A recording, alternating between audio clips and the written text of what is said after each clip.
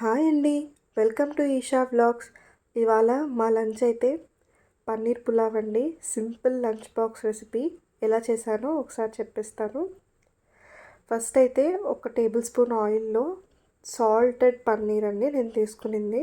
కొద్దిగా సాల్ట్ కలిపాను పన్నీర్లో. దాన్ని నీట్గా ఇలా గోల్డెన్ బ్రౌన్ అయ్యేంత వరకు ఫ్రై చేసుకుంటున్నాను. ఇది 1 pot రెసిపీ అండి. సో కాబట్టి నేను కుక్కర్లోనే చేసేస్తాను. కుక్కర్లో ఒక 2 టేబుల్ స్పూన్ ఆయిల్ వేసుకొని షాజీరా, లవంగాలు, చెక్క, యాలకులు, అలాగే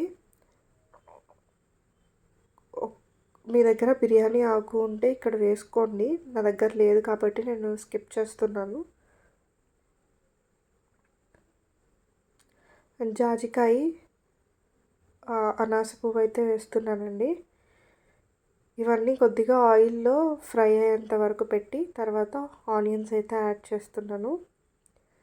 ఆనియన్స్ మంచిగా గోల్డెన్ బ్రౌన్ అయ్యేంత వరకు ఫ్రై చేసుకోవాలండి.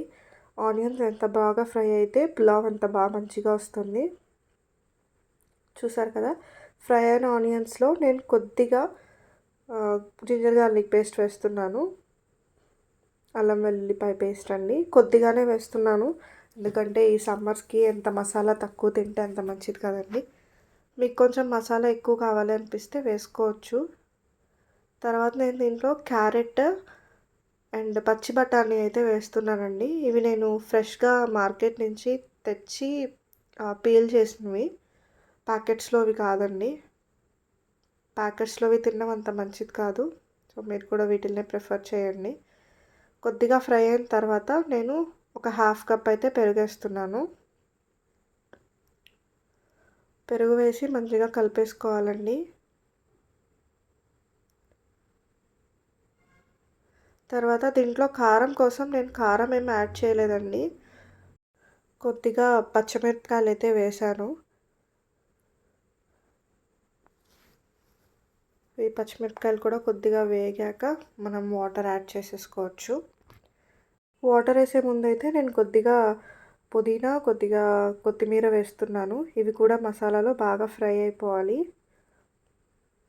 దీని ఎసెన్స్ బాగా వస్తుంది అని అన్నప్పుడు వాటర్ అయితే మనం యాడ్ చేసుకుందాము. నేను ఒక గ్లాస్కి 1.5 గ్లాస్ అయితే వాటర్ పోస్తున్నానండి. దీంట్లో కొద్దిగా కసూరి మేతి కూడా వేశాను. కసూరి మేతి వల్ల ఫ్లేవర్ చాలా బాగా వస్తుంది. ట్రై చేయండి మీరు కూడా. ఇది ఆప్షనల్ అండి, మీ దగ్గర లేదంటే స్కిప్ చేసుకోండి. ఇది కొద్దిగా ఒక పొంగు వచ్చే వరకు నేను మూత పెడుతున్నానండి. 1 pot రెసిపీ కాబట్టి పొంగు రాకపోయినా పర్లేదు, కొద్దిగా మరిగితే చాలు. ముందుగా ఫ్రై చేసుకున్న పన్నీర్ అండ్ నేను ముందుగానే కడిగి పెట్టుకున్న బియ్యం అయితే వేస్తున్నాను. నేను ఇక్కడ బాస్మతి వాడట్లేదండి, ఎందుకంటే ఇది లంచ్ బాక్స్ రెసిపీ కాబట్టి డైలీ యూస్ చేసేదే వేస్తున్నాను.